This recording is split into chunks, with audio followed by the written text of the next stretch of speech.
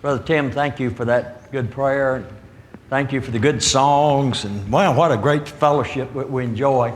Again, I express my appreciation to the elders to come be with you in this 7B seminar. Man, again, I've just kind of taken that as my own, Ronnie. Thank you. Because, man, what a great opportunity that we have to use that 7 billion souls in the world. And we are endeavoring to preach the gospel of the Lord Jesus Christ and to take the seed and to plant it into the hearts of men and women, boys and girls. And, you know, several years ago, there was a brother by the name of Alan Bryan. Brother Bryan was an excellent speaker. And he was speaking in Chattanooga, Tennessee at the Central Church. They were having some kind of a work a seminar through the week in the evening. And I went to hear him, and it was a big building full, I don't know, probably 700-800 people. And Brother Bryan is just a tremendous, he baptized a lot of folks at motels because he traveled a lot. And so they call it sanctifying a swimming pool. Because what he would do is he'd go stay in a motel to do a seminar like this, and before the week was out, he's baptized 2 or 3 people from the motel in the motel swimming pool. But I'll never forget this. It was the last night, and big crowd, and Brother Bryan got up, and there was a brother there who was a missionary. And he called that guy up on the stage, that brother up on the stage, and he said, now, Brother so-and-so is a missionary. He is going to preach the gospel some country. Who in the audience will go with him?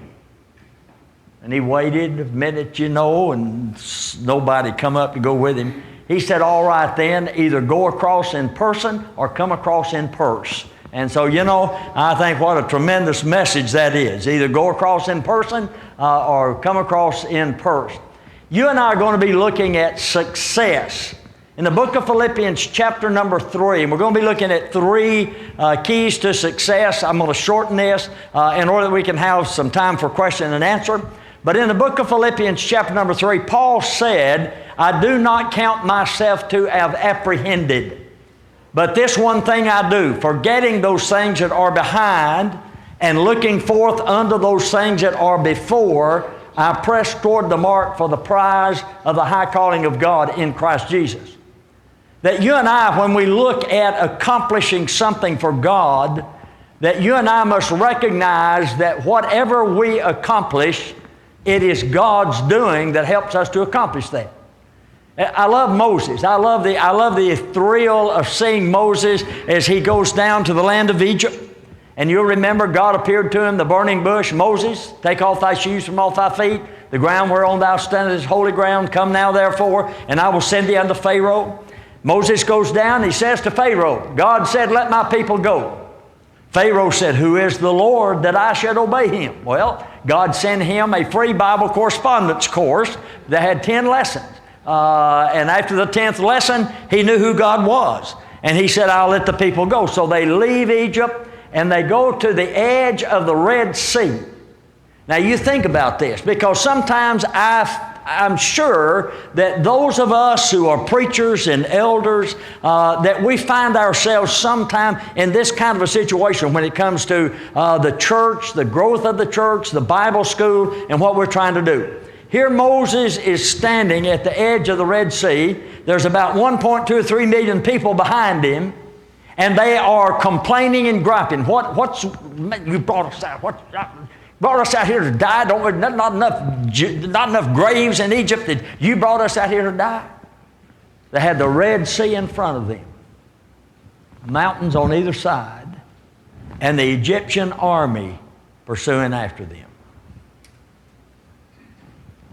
What are we going to do? Now you think about this.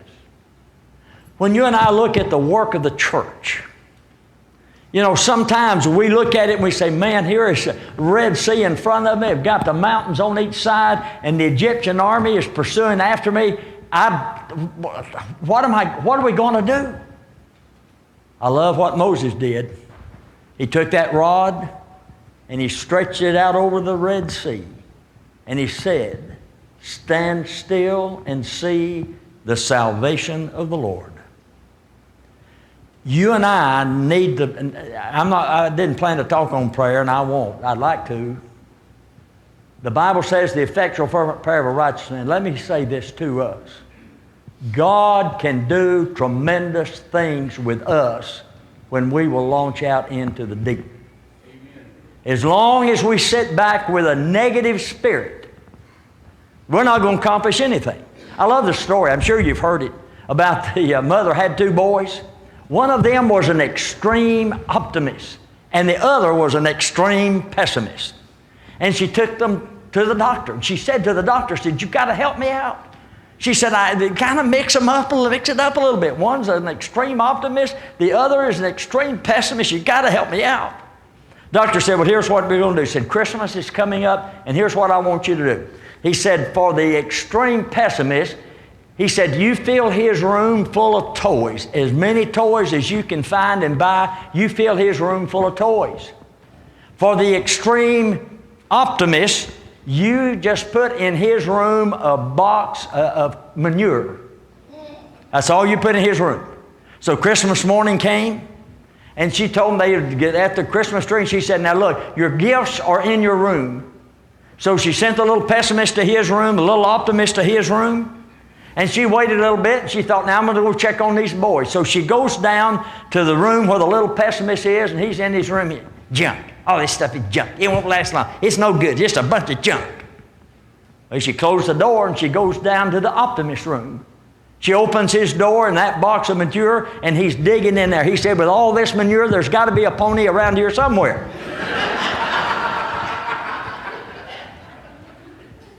See?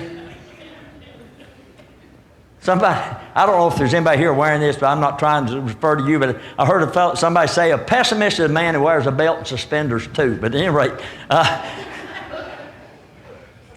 see, the problem is we get pessimistic in the work of the Lord. I lived in Michigan for many years. We loved Janet. My wife was reared in the Detroit area, and after we married, we moved up there, and I worked with some wonderful churches. Worked with the Bristol Road Church up in Flint. We had 850 members, and we did a lot of great work in the state of Michigan trying to save souls, and we enjoyed it. But now Michigan, we would probably still be living there, but I just got cold, Brother Tommy. It's cold in Michigan. My feet would freeze in September and not thaw out until June. I mean, there's only two seasons in Michigan, winter and August, and so it's just cold, but I remember one day, I hadn't been up there, we hadn't been there long, about 8 or 9 months.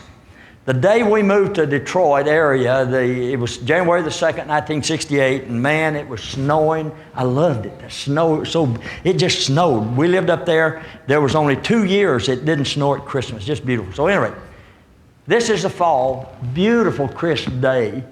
Sky is blue, temperature just right, just a beautiful day.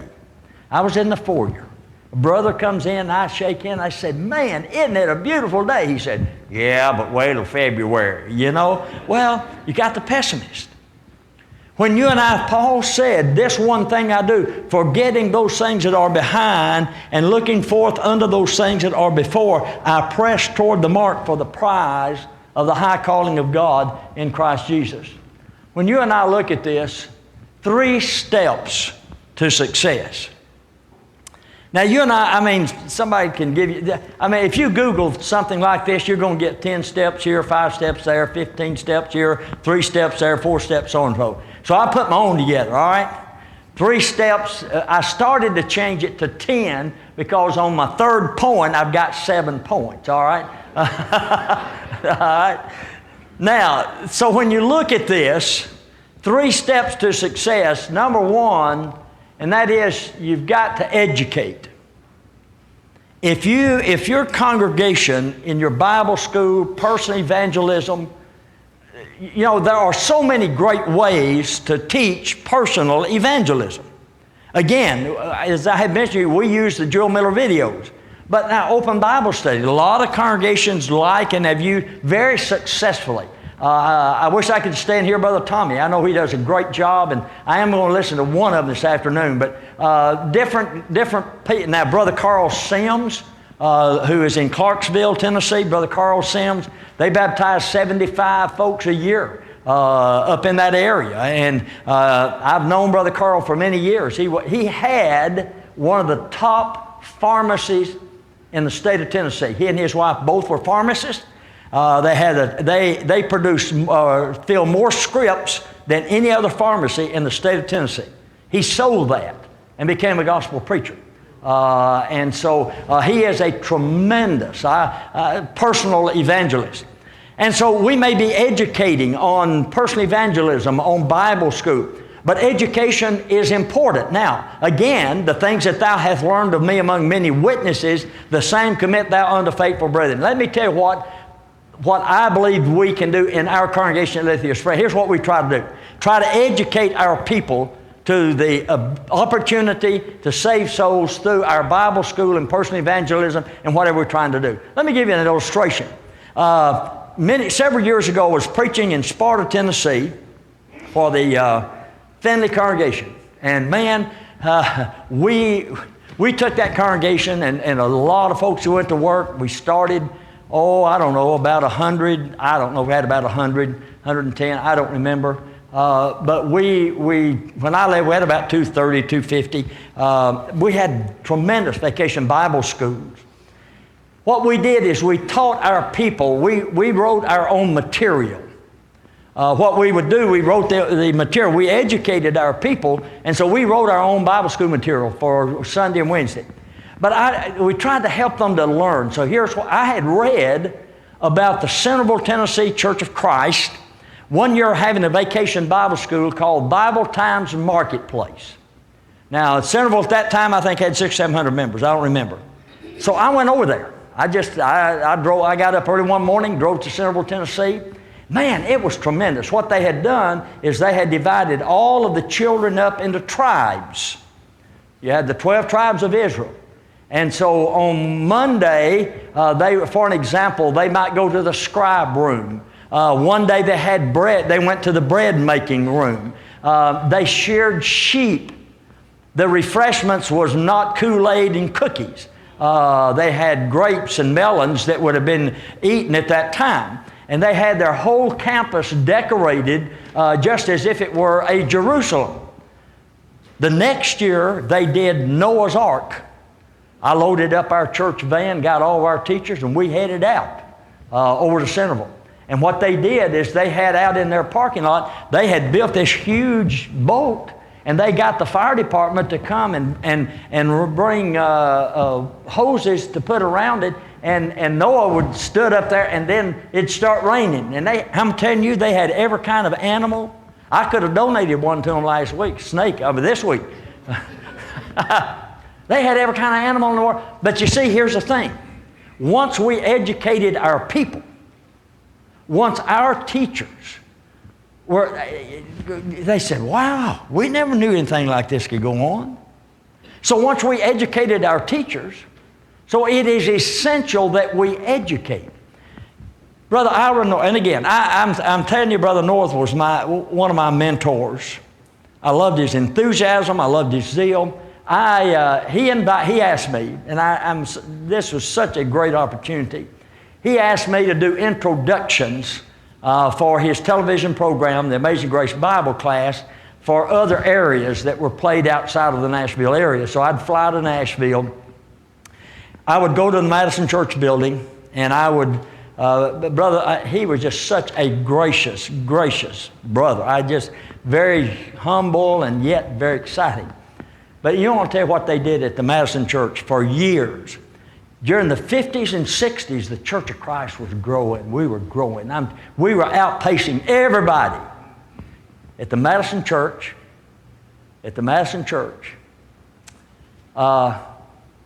Brother North, when he was a student at Abilene Christian University, Brother North said, one of these days I am going to preach for a Church of Christ that had as many or more than they had on the day of Pentecost. When he died in 1984, they had about, on an average of 5,000 people attend every Sunday morning at the Madison Church. They had 2 or 3 They could serve the Lord's Supper to 2,500. I know because I was been there. 2,500 people. They would have 3 services. And they could serve the Lord's Supper and not feel rushed to 2,500 people without ever you thinking, well, we got to hurry up. That was not the thing. But here's what they did. Every month for years, Madison put on a teacher's workshop. Congregations would bring bus loads. Let me see, Brother Mobley. There's Brother Mobley. He drove a Greyhound bus. I ended him. That's what my goal. I told him that's my goal, to drive a Greyhound bus when I was a kid. You know, but they would get these Greyhound bus loads of teachers. One weekend every month, teachers would come in to Madison, Tennessee on a Friday, and on a Friday night and Saturday through 2 or 3 o'clock in the afternoon, they had a teacher's workshop. What'd they do? Educate. That's what we got to do, folks. We got to educate our folks. We got to help folks see what's available out there. See, you know, it's just it's so easy not to know, folks. Any of y'all remember these, what we called answering machines? Did you ever have one of them? We have voicemail now, don't we? I don't have an answering machine. I was in the insurance, I preached 50-something, as I told you, I preached. But I've, from time to time, done different things on the side. It's just kind of interesting. So I got in the insurance business. I sold insurance. And I enjoyed it. It was great. I had a property and casualty agency. So I insure your cars and your automobile, and then I'd insure your life, and then I'd help protect it so that you wouldn't die. And so, anyway, I had an answering machine. So when I'd go on vacation, let me tell you when I went on vacation, I would get my church secretary. I'd say, now, Louise, Janet and I are going on vacation. Here's the key to my house. I need you to go to my house every day, listen to my answering machine and get any messages I might need, and I'll call you at a certain time, and you give me these messages, and I'll return these calls. So I'd do that. I'd call Louise. Louise got it? Yeah, here they are, and I'd write them down. I'm telling you, Brother Ferguson, you know what I learned later? I learned that I could call that number from anywhere in the world and get my messages. I didn't know that until I was educated. We have to educate our folks, people, to what we're trying to do. Okay, now if I'm going to quit here in about 5 minutes, number 2, we've got to communicate it. This is a pet peeve of mine, and if I'm going to hold a meeting somewhere where you are, which I don't think I have any schedule, but this is kind of a pet peeve of mine. I hold gospel meetings several a year. I'm thankful for these opportunities. And so I'm going to hold a meeting in XYZ congregation. I get their bulletin. And so about a month in advance, I start looking in the bulletin. Gospel meeting. God, I don't see a word. And about 2 weeks before the meeting, I see a statement. Oh, and it's kind of like, oh, by the way, Brother Acuff is going to be here for a gospel meeting. That's it. And then they wonder, how come nobody shows up? Listen, you've got to communicate. If folks don't know what you're trying to do and they have not been communicated with as to what you're trying to do, then you're not going to accomplish a great deal. Let me give you an illustration of what I'm talking about. Communication. Sometimes there's miscommunication. Last night, I was working on our bulletin for next week because I'm going up to Kentucky here today. So I wanted to get my part of the bulletin done, and so I could send it to Jane Culbreth, whom grew up in this congregation. And so I text Brother Ron Pinkston, one of our deacons who works with the VBS, and I said, Ron, you are probably at camp, because his children were in camp this week. I said, you're probably at camp, but I need to know what was the high number we had last year in VBS. That was my text. He sent back and he said, well, let me see. He said, Joshua's here, Olivia's here. He said, I think we've got 6 here this year, and there were 10 last year. I sent him back another text. I said, I need to know the top number in VBS. He sent me back and he said, there's 21. I sent him another text. I said, Ron, VBS.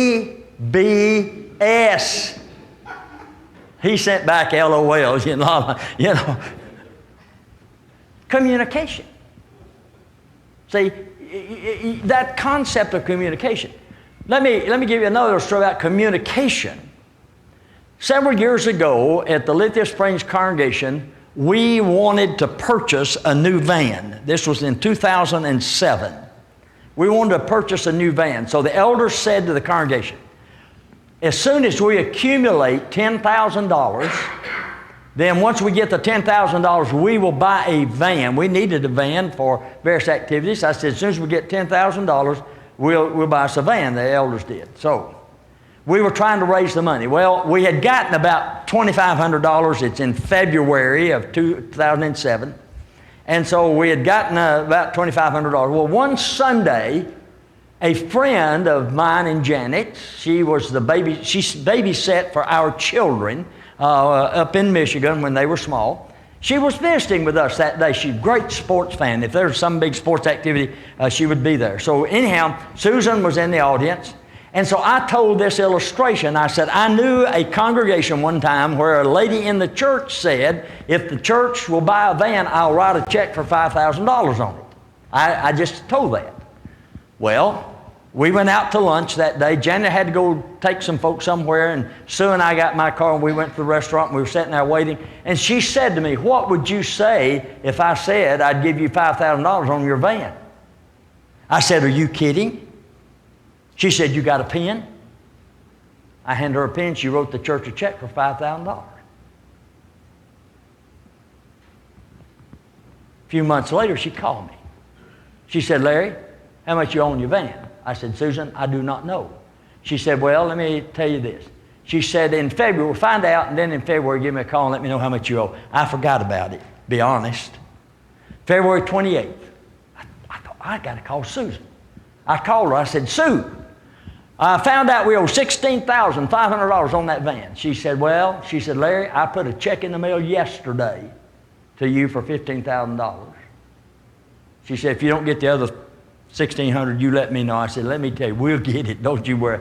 We have to turn everything upside down. But anyway, listen to this. If I had not communicated in that day in motivation, if I had not communicated that, we wouldn't have it. We wouldn't have that money. She later gave us $7,000 on our television studio that we built. But communication, see? Are we communicating? So number one, educate, communicate, and you motivate.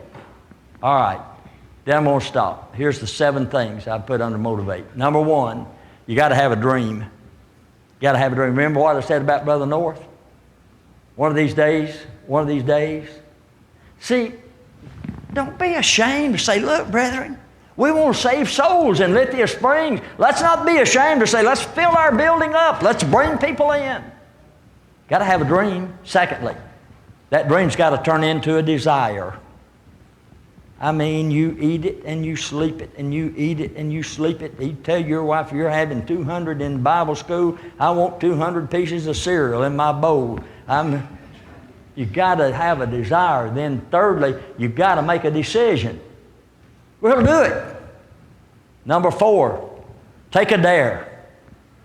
Well, now, Brother Acuff, what if we miss it? So what? Do it again. Okay? Then from a dare, you got to have a direction. Where are you going? You got to know where to look. I got to tell this. There's an old parrot. And his owner had one of these old country stores. And he He sold sticks of bologna in that, you know. Y'all remember those sticks of bologna? That old parrot got into that store and happened to get up into that cabinet where the bologna was and ate the whole thing. I mean, just ate the whole thing. And he waddled out in the back of the farm there, and he got on one of these pumps, you know, where you get the water out and you have to pump that thing. And so he got out there and he sat up on top of it and he sort of dozed off to sleep. And man, I'm telling you, there came a clap of thunder. And man, he squawked and jumped and that handle come up and hit him.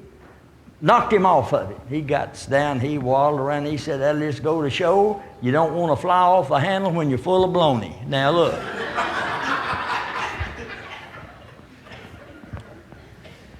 When you think about direction, you think about decision, and you think about direction, use your common sense. It'd be nice to say, okay, at Lithia Springs, 6 months from now, we're going to have 400 members. That'd be great. That ain't going to happen. Now, but the fact that we cannot have more, so you got to have the last two are dedication and devotion. You got to be dedicated and devoted. Okay, that's fine. All right, let's stop. Do I feel the questions, Ronnie? Is it just whatever? Okay.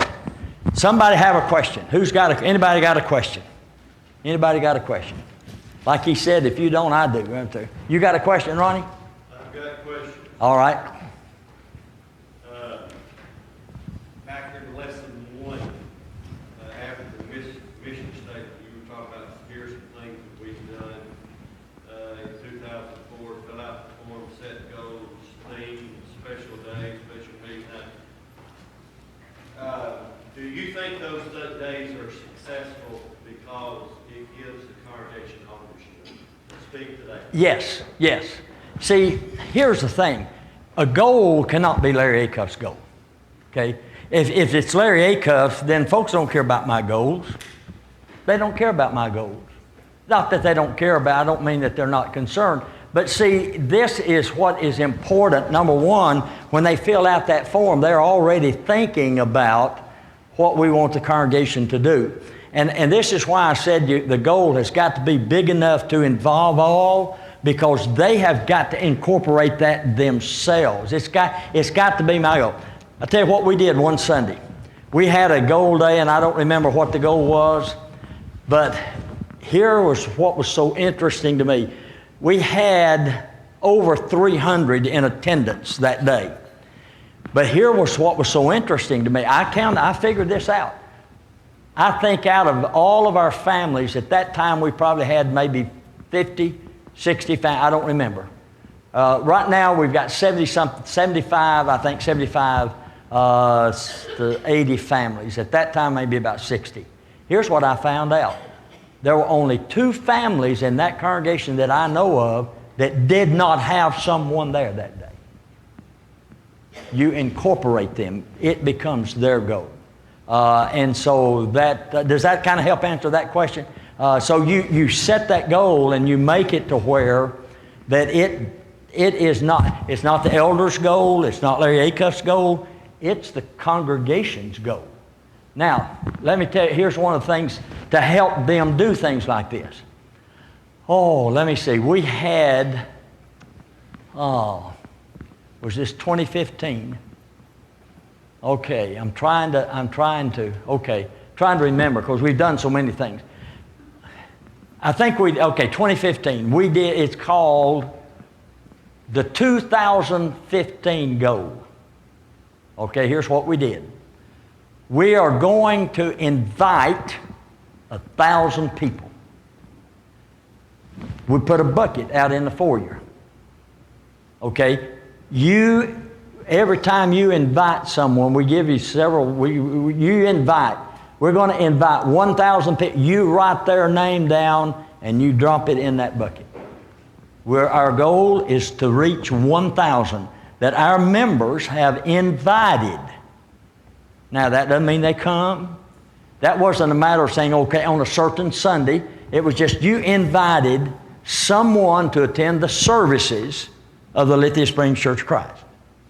Now, in addition to that, this is why we called it 2015. In addition to that, we're going to hang 1,015 doors. Now, what we did, what I mean by hanging 1,015 doors, we ordered these little plastic bags, and inside the bag, we put, in some of them, we didn't put in all of them, Search for Truth DVD, a good tract about what is the Church of Christ, a ballpoint pen with a name on it, information about our television program on Channel 57 in the Atlanta area. And so what we did is we prepared 1,015 of those, and we went into our neighborhoods and we hung all these on doors until we had hung 1,015. Incorporate them. That's what you've got to do. You've got to make sure that it becomes their goal. And they would come in, they said, Brother Acuff, man, I invited so many people today. That's great. That's great. Good. Okay. Another question. How often do you do personal evangelism classes?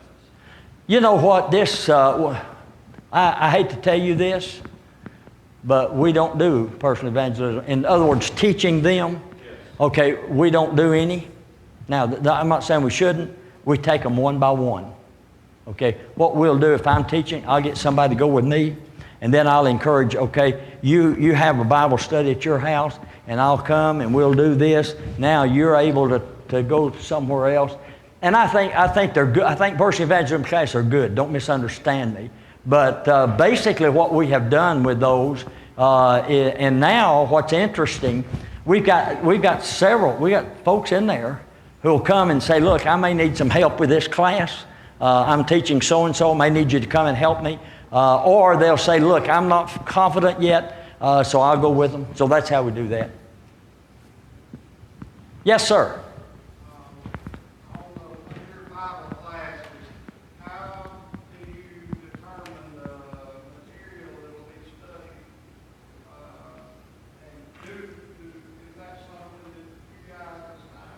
Yeah. Well, what we do is the elders. Now we have a deacon in charge of the Bible school, and so what he does is we do a graded Bible school series. Okay, now, but we're doing something a little bit different right now in our preschool, kindergarten, and up through the second grade. One of our ladies in the congregation. We went through all of this material. She sat down and went through it with me. I'm the elder over the Bible school. Okay, each of our elders have certain works, and I'm the elder over the Bible school. So she sat down and went through this with me, and so then my wife works with her in producing that material. And then on the grade from the third grade up, we use a graded series. But our goal is to make sure. And we check it, and from time to time we need to change, we will, to make sure that it is biblically oriented and sound. Then we'll do sometimes, for an example, we did do you realize how much children don't know? How much teenagers don't know? And so what we did one session, we did the Joel, I know you say, well, Brother Acuff, you just hung up on Joel Miller. No, I am hung up on it. And I'm going to tell you why. Now, don't go away saying that's the only way. I'm not saying that. I started using the Joel Miller video series, or then it was called film strips. Ding! Fancy one, you know. Now it's video. Okay. In 1962, when I started my work as a gospel preacher with the Woodland Heights Church in Chattanooga, Tennessee, I said, you got to buy me a projector, and Joel Miller said, so we did, okay. In the course of, now again, I hadn't reached your level yet, brother. I will maybe one of these days. I keep praying. I think the most I baptized in 1 year was 51 folks, okay, using the Joel Miller series. But what we found out was our kids didn't know what. They didn't understand. So what we did, we said, okay, we bought the books. So we did our junior, senior high went through the Joel Miller videos. Okay, and we use the books on that. Does that help? That's your question. Good. Someone else? Anybody else? Do you have another question? Any one of these programs Okay. Actually, B1. Yeah. Any one of these programs more successful, and if so, why? You know, I think like the B1 is more successful because it gives them something to hold on. You know, they got a bottle. You be one of certain, no. So we'd give these bottles out. And you give, so here, Brother Tommy, we're having a special Bible school drive. Want you to be one of a 201 Sunday. Here's, you take this. On Sunday morning, get up, eat that M&M, come to Bible school. Okay, so that one. Now, let me tell you another one that worked out very successfully too. Having something to get, they can hold in a hand. You know, we are visual people. And so having something visual. One time, we had on the back of the auditorium, we put a big apple tree. And we called it Sowing the Seed. And so what we did is we bought 300 apples. And we gave each member a 3x5 card. And here's what we said. You pick up an apple out here, cut that apple, get the seeds out of it. You can eat the apple. I don't care what you do with the apple. Fry it, make a pie, do whatever. But you take the seeds out and you just kind of tape one of those seeds to a 3x5 card and you pass that out and say, Brother Tommy, we're having a sowing the seed campaign, and in order for our tree to grow, we need you to plant the seed. Here's the seed. That worked out real well. So those kinds of things. The Boom Sunday, bring one or more. It's good, the maximum capacity day. But when you can give them something that they can see. I mean, it's like the 2015, the 1,000 visits and the door hanging. When folks can see what they're doing, then to me that helps. That helps. Anything else? Our time is up, just about. Anyone else have a question or comment? Or if you've got an idea, let me tell you, I gather them up, and I'm telling you, I love to go to church buildings because I just like to go see I like to see what they're doing. Yes, that's good. That's all right. Yes, sir. Yes, sir. Yes, sir. Lads to Leaders to me is one of the great programs. We had not until this was our second year. The reason we had not before is because we didn't have anyone who could direct it or would direct. See, Lads to Leaders, it takes a lot of work. It takes a lot of work. Now, my wife and I have been a part of Lads to Leaders for, 14, 15 years because of our grandchildren. It was weird this year. Janet and I were so lonesome because this was the first year that we went to Lads to Leaders that our daughter and son-in-law and granddaughters were not there, but we just loved being with our own children and things went well. But I think Lads to Leaders is one of the greatest, and I didn't mention it here, but I think Lads to Leaders is one of the greatest blessings that will help your children. Yes. Any other comment or question? Joshua 1 verse 8, this book of the law shall not depart out of thy mouth, but thou shalt meditate therein day and night, that thou mayest observe to do according to all that is written therein. For then thou shalt make thy way prosperous, and then thou shalt have good success. That's what we're trying to do. Thank you, and God bless you.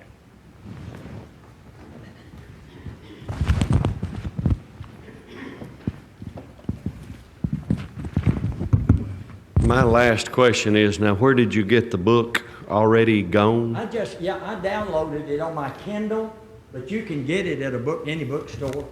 Google it, Amazon, but it is an excellent book. It'll scare the life out of you. And can I say one more thing? Can I keep you from it? That's what I was about to say. Talk about the Bible school teachers. I love you. God bless you. But sometimes, bless your heart, you'll teach a quarter. I've been teaching 3 months.